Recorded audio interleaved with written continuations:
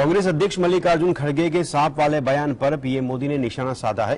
कर्नाटक में रैली में पीएम ने कहा कि कांग्रेस को जनता सबक सिखाएगी और उसके झूठे वादों पर इस बार भरोसा नहीं करेगी। क्या निवेदन किया पीएम मोदी ने, देखते हैं इस रिपोर्ट को अंदर की बात में। कर्नाटक के कोलार में प्रधानमंत्री नरेंद्र मोदी ने कांग्रेस पर जमकर निशाना साधा है। पीएम मोदी ने कहा कि कांग्रेस वो पुराना इंजन है जो हमेशा विकास में बाधा पहुंचाता है।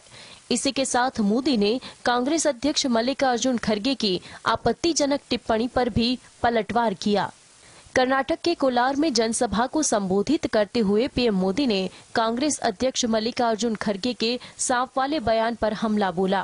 पीएम ने कहा कि कांग्रेस मेरी तुलना सांप से कर रही है, लेकिन उसे ये नहीं पता कि भगवान शिव के गले में सांप उनकी शोभा होता है। मेरे लिए देश के लोग भगवान शिव के समान है।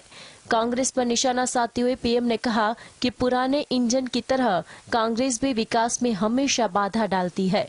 उन्होंने कहा कि कांग्रेस पार्टी कुछ भी कर ले, लेकिन कर्नाटक की जनता उसके झूठे वादों में नहीं फंसेगी। कांग्रेस और जेडीएस को भ्रष्टाचार वाली पार्टी बताते हुए पीएम ने कहा कि कर्नाटक ने लंबे दौर तक अस्थिर सरकारों का नाटक देखा है। अस्थिर सरकारों में सिर्फ लूटने के लिए लड़ाई होती थी, विकास नहीं होता था। पीएम ने कहा कि इस अस्थिरता के लिए सबसे बड़े जिम्मेदार कांग्रेस और जेडीएस है। Bureau report, GSTV. किशोर 2024 नहीं बल्कि 2 साल बाद होने वाले विधानसभा चुनाव के लिए अपनी जमीन तैयार कर रहे हैं। यही वजह है कि वह बिहार के हर जिले के गांव और कस्बों में जाकर लोगों से संवाद कर रहे हैं। 2024 नहीं लेकिन 25 के बिहार चुनाव के लिए जमीन तैयार कर रहे हैं प्रशांत किशोर।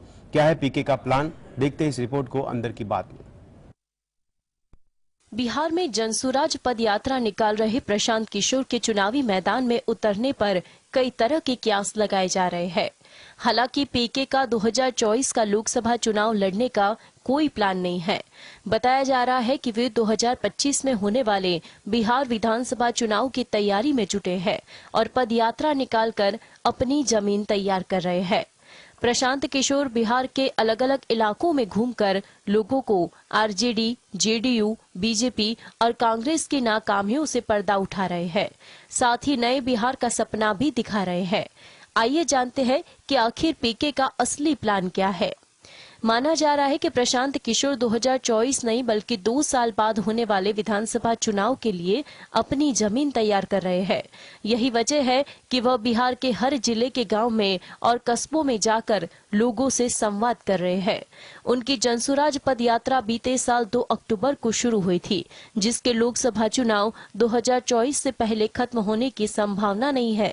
पदयात्रा खत्म होने के बाद ही विचार करके आगे की रणनीति तय करेंगे। कयास लगाए जा रहे हैं कि पीके नई पार्टी बनाकर 2025 के विधानसभा चुनाव में एनडीए और महागठबंधन के खिलाफ ताल ठोक सकते हैं। Bureau report, GSTV. मेट्रो कुछ वक्त से लोगों के कपड़ों और डांस को लेकर खबरों में बनी हुई है। अब यहाँ 2 लड़के आ गए जो स्कर्ट पहनकर आ गए, जिसका वीडियो काफी वायरल हो रहा है। इस पर लोग खूब कमेंट भी कर रहे हैं। क्या है पूरा मामला, देखते हैं इस रिपोर्ट को अंदर की बात में। फैशन एक ऐसी चीज है जिसकी कोई सीमा नहीं। महिलाएं कई वर्षों से लड़कों के कपड़े फैशन के तौर पर पहन रही है, तो अब पुरुष कहां पीछे रहने वाले हैं। उन्होंने भी ओनली फॉर वुमेन का टैग हटाने की तैयारी शुरू कर दी है। तमाम सोशल मीडिया इन्फ्लुएंसर्स मेकअप के साथ साड़ी और स्कर्ट पहनने लगे हैं। इसी तरह 2 शख्स दिल्ली मेट्रो में स्कर्ट पहनकर यात्रा करते नजर आए। इंस्टाग्राम पर एक वीडियो शेयर किया गया है। वो अपने दोस्त के साथ स्कर्ट पहनकर दिल्ली मेट्रो में ट्रैवल करने गए थे। इस दौरान लोग हैरानी भरी नजरों से इन्हें देखते रहे। इस वीडियो को अभी तक 78,000 से ज्यादा लोग लाइक कर चुके हैं। लोग इस पर खूब कमेंट भी कर रहे हैं। वो इनके कॉन्फिडेंस की तारीफ करते नहीं थक रहे। साथ ही कह रहे हैं कि लड़कों के लिए भी स्कर्ट और पैंट को नॉर्मलाइज किया जाना चाहिए। बता दें, दिल्ली मेट्रो में बीते काफी समय इसी तरह के कारणों के चलते चर्चा में बनी रहती है। कभी कोई अजीब कपड़े पहनकर आ जाता है तो कोई रील बनाने लगता है। इससे पहले एक लड़की काफी चर्चा में रही थी। वो बिकिनी पहनकर दिल्ली मेट्रो में ट्रैवल करती दिखाई दी थी। Bureau report, GSTV. में बना हुआ है। हिंडनबर्ग रिसर्च की रिपोर्ट के बाद जब से आया है तब से इस तरह के आरोप और प्रत्यारोप के बीच बाजार में नियामक सेबी ने भी देश के सुप्रीम कोर्ट का रुख किया था और हाल ही में इस मामले की जांच के लिए और 6 महीने का वक्त मांगा है। इस मामले पर अडानी समूह के एक प्रवक्ता ने कहा कि सेबी 25 जनवरी 2023 को एक विदेशी शॉर्ट सेलर द्वारा अडानी समूह पर लगाए गए आरोपों के अलावा और भी कई तथ्यों की जांच कर रही है। इससे इस रिपोर्ट के जारी होने की तारीख से पहले और बाद की मार्केट एक्टिविटीज की भी जांच की जा रही है। इस विस्तृत जांच के लिए सेबी के साथ अडानी समूह पूरी तरह सहयोग कर रहा है। अडानी समूह ने कहा कि हम इस जांच के फैसले का स्वागत करते हैं क्योंकि इसके जरिए सभी मामलों को सुना जाएगा और सभी को अपना पक्ष रखने का वक्त मिलेगा। हम सभी नियम, कानून और नियामकीय बातों से बंधे हुए हैं और मानते हैं कि सत्य की जीत होगी। हम सेबी के साथ साथ पूरी तरह सहयोग कर रहे हैं और उन्हें अपना पूरा सपोर्ट दे रहे हैं। हम सभी कानूनों का पूरी तरह से अनुपालन कर रहे हैं और नियम और कानूनों के बल पर हमें विश्वास है कि सत्य की जीत होगी। अडानी समूह ने ये भी कहा है कि सुप्रीम कोर्ट के सामने दायर सेबी के आवेदन में किसी भी कथित गलत काम का निष्कर्ष नहीं बताया गया है। सेबी के आवेदन में केवल शॉर्ट सेलर हिडनबर्ग की रिपोर्ट में लगाए गए आरोपों का हवाला दिया गया है, जो कि अभी भी जांच के दायरे में है। अडानी ने अपने बयान में कहा है कि हम मीडिया से अनुरोध करेंगे कि वह इस समय गैर जरूरी अटकनों से बचे। सेबी और सुप्रीम कोर्ट द्वारा नियुक्त विशेषज्ञ समिति का काम पूरा होने और अपने नतीजे पेश होने का इंतजार करे। Bureau report, GSTV। तो सरकार चालू सत्र में किसानों से रिकॉर्ड तेजी के साथ गेहूं की खरीदारी कर रही है। पिछले साल पूरे सीजन में जितनी खरीदारी हुई थी, इस बार सरकार ने खरीद के उस आंकड़े को भी अभी से पार कर लिया है।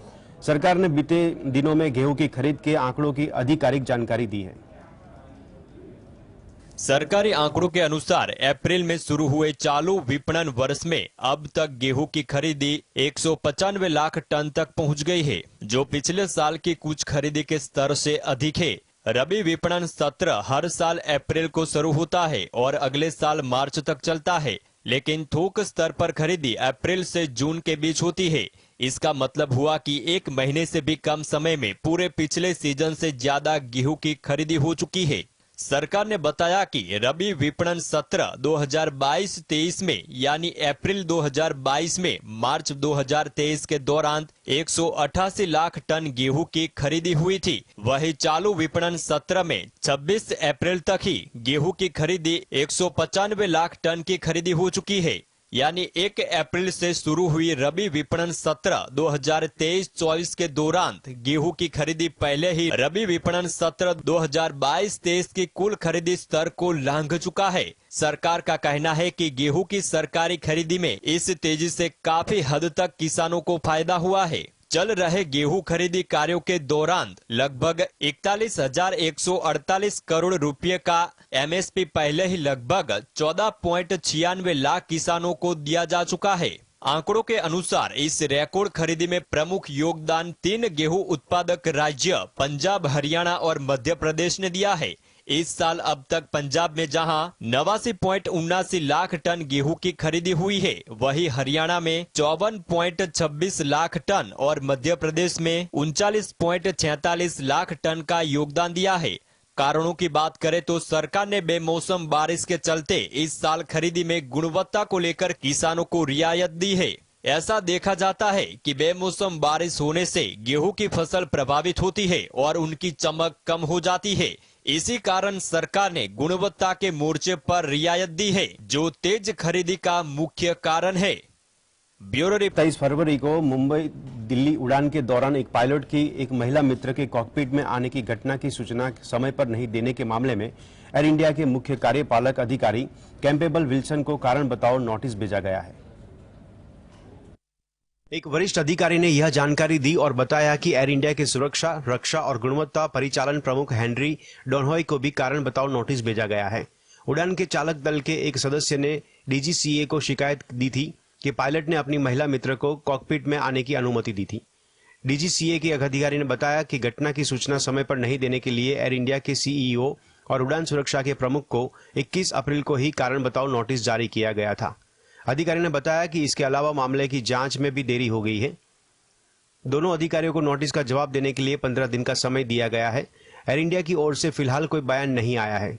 डीजीसीए ने इसी महीने एयर इंडिया को जांच पूरी होने तक चालक दल के सभी सदस्यों को ड्यूटी से हटाने का निर्देश दिया था। Bureau report, GSTV। तो अप्रैल का महीना बीत गया है और अब मई की शुरुआत भी हो गई है।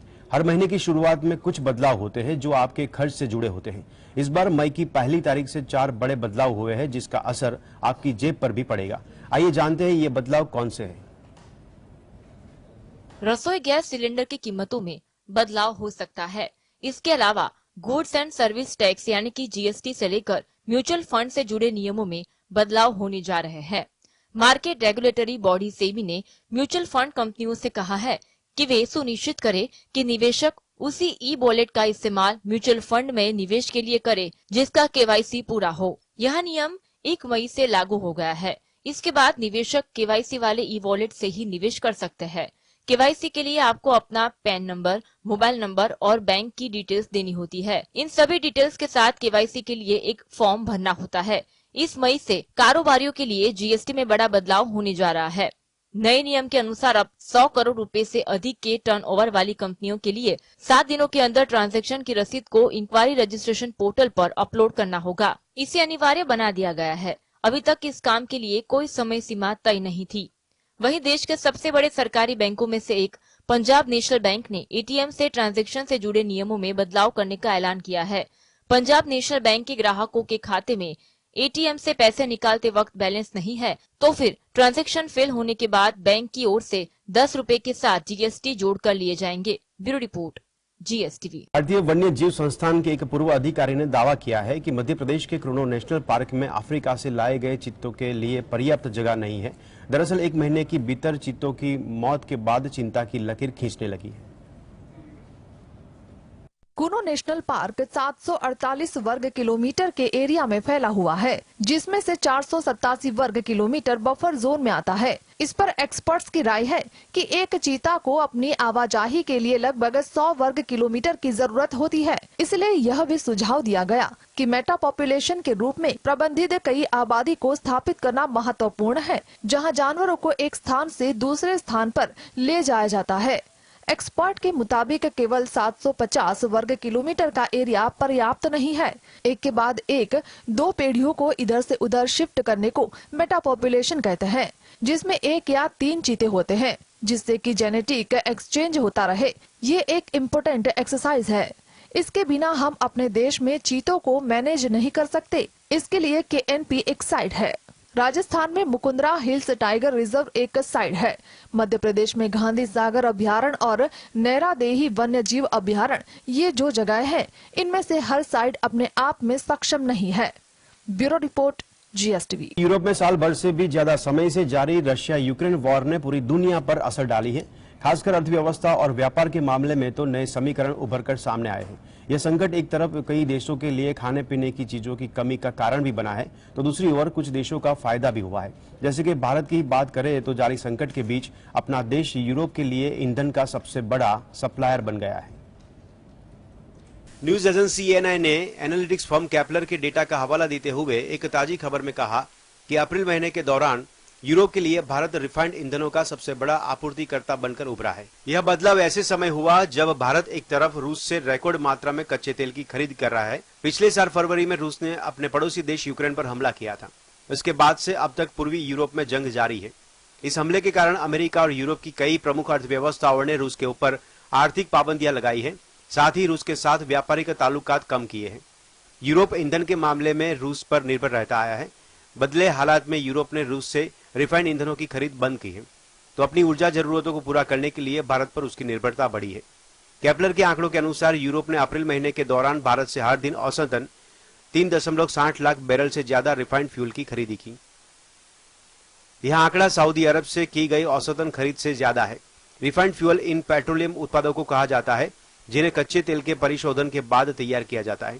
डीजल एवं पेट्रोल जैसे पारंपरिक ईंधन उसके उदाहरण हैं। Bureau report, GSTV। तो पाकिस्तान को हथियार देने वाले यूक्रेन ने एक ऐसी हरकत कर दी है जिसके बाद भारतीयों का पारा 7वें आसमान पर पहुंच गया है। यूक्रेन के रक्षा मंत्रालय की ओर से एक ऐसी फोटोग्राफ ट्वीट कर दिया गया है जिससे भारतीयों खासकर हिंदुओं को काफी नाराज कर दिया है। यूक्रेन के रक्षा मंत्रालय के आधिकारिक ट्विटर हैंडल से हिंदुओं में पूजनीय मां काली की एक आपत्तिजनक फोटो को शेयर किया गया है। भारत के ट्विटर यूजर्स इसे अपमानजनक और हिंदू फोबिक करार दे रहे हैं। साथ ही वो विदेश मंत्री एस जयशंकर से इस पर एक्शन लेने की मांग कर रहे हैं। आधिकारिक ट्विटर हैंडल @defense-u की तरफ से 30 अप्रैल को जो फोटो ट्वीट की गई है उसे वर्क ऑफ आर्ट कैप्शन के साथ शेयर किया गया है। इस फोटोग्राफ ने हिंदुओं को खासा नाराज कर दिया है। वो कह रहे हैं कि यही वजह है जो भारत से यूक्रेन को किसी तरह का कोई सपोर्ट नहीं मिल रहा है। एक यूजर ने लिखा, मैं यूक्रेन के रक्षा मंत्रालय की तरफ से इस तरह से मां काली का मजाक उड़ाने जाने पर काफी दुखी हूं, जो हिंदुओं में काफी पूजनीय है। यह संवेदनहीनता और अज्ञानता का घोर प्रदर्शन है। मैं उनसे आपत्तिजनक सामग्री हटाने और माफी मांगने की मांग करता हूं। सभी धर्मों और मान्यताओं का सम्मान सर्वोपरि है। एक और यूजर ने लिखा कि इस तरह के कार्टून बनाने और हमारी आस्था का अपमान करने के लिए आपको शर्म आनी चाहिए। बेहद घिनौनी कोशिश। भारत में कई नाराज ट्विटर यूजर्स ने सीईओ एलन मस्क और भारत के विदेश मंत्री एस जयशंकर को टैग करना शुरू कर दिया। यूजर्स ने इन दोनों से यूक्रेन के खिलाफ सख्त कार्रवाई की मांग की है। यूक्रेन के रक्षा मंत्रालय की ओर से कुछ समय बाद ही इस फोटोग्राफ और ट्वीट को हटा लिया गया था, लेकिन तब तक इसका स्क्रीनशॉट वायरल हो चुका था। Bureau report, GSTV। निर्माता कंपनी एप्पल अब अपने ही पूर्व कर्मचारी से 155 करोड़ रुपए का जुर्माना वसूलेगा। एप्पल के पूर्व कर्मचारी ने कंपनी के साथ धोखाधड़ी की है और जिसके बाद अब उसे 3 साल की जेल और कंपनी को 155 करोड़ रुपए लौटाने की सजा सुनाई गई है। एप्पल से जुड़े इस मामले में भारतीय मूल के कर्मचारी धीरेन्द्र प्रसाद को 3 साल और कंपनी को ब्याज समेत $19 मिलियन चुकाने का निर्देश दिया गया है। दरअसल बीते साल धीरेन्द्र प्रसाद कंपनी को धोखाधड़ी देने और आईफोन कंपनी को 17 मिलियन का चूना लगाने का दोषी पाया गया। अब इस मामले में सजा का ऐलान किया गया है। भारतीय मूल का यह कर्मचारी साल 2008 से 2018 तक एप्पल कंपनी में काम कर रहा था। धीरेन्द्र ने बड़ी चालाकी से कंपनी को करीब 139 करोड़ रुपए का चूना लगाया। उसमें एप्पल के पुराने डिवाइस को ठीक करने के लिए पुर्जे खरीदने से लेकर कई काम शामिल थे। वो आईफोन और एप्पल के दूसरे प्रोडक्ट के ऐसे पुराने डिवाइस जो वारंटी में होते थे उसे भी खरीदता था। उसने 2 कंपनियों के साथ डील कर रखी थी। ये कंपनी एप्पल का पार्ट्स बेचती है। उनके पार्ट्स खरीदकर ये कंपनी जेब भर रहा था। धीरेन्द्र अलग अलग हथकंडे अपनाकर कंपनी को चूना लगा रहा था। रिश्वत लेना, इनवॉइस में छेड़छाड़ करना, आईफोन के पार्ट पुर्जे की चोरी करता था और उसका भुगतान एप्पल से लेता था। 55 साल के धीरेन्द्र ने पकड़े जाने पर अपनी गलती मान ली है। धीरेन्द्र ने लंबे वक्त तक एप्पल के ग्लोबल सर्विस सप्लाई चेन में बायर के तौर पर काम किया। उसके काम में एप्पल के पार्ट पुर्जे खरीदना और सर्विसेज खरीदना शामिल था। साल 2018 तक वो इसी तरह से कंपनी को नुकसान पहुंचाता रहा और उसने एप्पल को करीब 140 करोड़ का नुकसान पहुंचाया। Bureau report, GSTV। सरकार ने एक बड़ा कदम उठाते हुए जम्मू कश्मीर में आतंकी समूहों द्वारा इस्तेमाल किए जा रहे 14 मैसेंजर मोबाइल एप्लीकेशन को ब्लॉक कर दिया है। सीमा पर बैठे आतंकवादी इन ऐप्स के जरिए घाटी में बैठे अपने गुर्गों को मैसेज भेजते थे। कौन सी है ऐप जिसको बैन किया गया है, देखते हैं इस रिपोर्ट को अंदर की बात में। केंद्र सरकार ने एक बड़ा कदम उठाते हुए 14 मोबाइल मैसेंजर ऐप्स को ब्लॉक कर दिया है। इन मोबाइल मैसेंजर ऐप्स के जरिए जम्मू कश्मीर में आतंकी ओवरग्राउंड वर्कर को सीक्रेट मैसेज भेजते थे। खबर के मुताबिक रक्षा बलों, सुरक्षा, खुफिया और जांच एजेंसियों की सिफारिश के बाद केंद्र सरकार ने ये सख्त कदम उठाए हैं। जिन मैसेंजर ऐप्स को ब्लॉक किया गया है उनमें क्रिप्टवाइजर, इनेग्मा, सेक्सफिम, Wickrme, MediaFire, Briar, BChat, Nandbox, Conion, IMO, Element, Second Line, Zangi और थ्रेमा के नाम शामिल है। खुफिया सूत्रों के मुताबिक इन ऐप्स के जरिए पाकिस्तान में बैठे आतंकियों के आका जम्मू कश्मीर में रह रहे अपने गुर्गों के कोडेड मैसेज भेजते थे। काफी समय से खुफिया एजेंसियां इस पर नजर बनाए हुई थी। आपको बता दें कि इसी साल फरवरी में भारत सरकार ने चीनी से कनेक्शन वाले लोन और बैटिंग वाले लगभग 125 ऐप्स को बैन कर दिया था। इलेक्ट्रॉनिक और सूचना प्रौद्योगिकी मंत्रालय ने इन ऐप्स पर कार्रवाई की थी। भारत की सुरक्षा और अखंडता के लिए खतरा बनने वाले 138 बैटिंग ऐप्स और 94 लोन देने वाले ऐप्स को भारत सरकार ने बैन किया था। Bureau report, GSTV। उसका विदेशी मुद्रा भंडार लगभग सूख गया है और महंगाई चरम पर है। वही कर्ज लेने के लिए दर बदर भटक रहा है। लेकिन कहने वाली बात तो यह है कि इतनी बुरी हालत में भी पाकिस्तान में रोजगारी की जो स्थिति है वो भारत से कहीं बेहतर है। वर्ल्ड ऑफ स्टैटिस्टिक्स के मुताबिक पाकिस्तान में बेरोजगारी दर 6.5% है, जबकि भारत में यह 7.8% है। यानी भारत में पाकिस्तान की तुलना में 1.3% बेरोजगारी ज्यादा है। अगर इसे आबादी के अनुपात के हिसाब से देखा जाए तो यह कहीं ज्यादा बैठती है। दुनिया में जिन देशों में सबसे ज्यादा लोग बेरोजगार है उनकी लिस्ट में भारत 10वें नंबर पर है। पाकिस्तान इस लिस्ट में भारत से 2 स्थान नीचे यानी 12वें नंबर पर है। इस लिस्ट में पहले नंबर पर अफ्रीकी देश नाइजीरिया है। वहां बेरोजगारी दर 33.3% है। वहां 1/3 लोग बेरोजगार हैं। भारत और पाकिस्तान के मुकाबले बांग्लादेश की स्थिति काफी बेहतर है। वहां बेरोजगारी दर मात्र 5.2% है। ब्रिक्स देशों में शामिल साउथ अफ्रीका बेरोजगारी के मामले में दुनिया में दूसरे नंबर पर है। वहां बेरोजगारी की दर 32.7% है। वहीं पुर्तगाल, अर्जेंटीना, इंडोनेशिया, बेल्जियम, जर्मनी, चीन और कनाडा में बेरोजगारी की दर 5 से 6% के बीच है। चीन में बेरोजगारी दर 5.3% है। वर्ल्ड ऑफ स्टैटिस्टिक्स के मुताबिक कतर में बेरोजगारी दर मात्र 0.1% है। वहां की आबादी करीब 27 लाख है, यानी वहां केवल 2,700 लोग बेरोजगार हैं। Bureau report.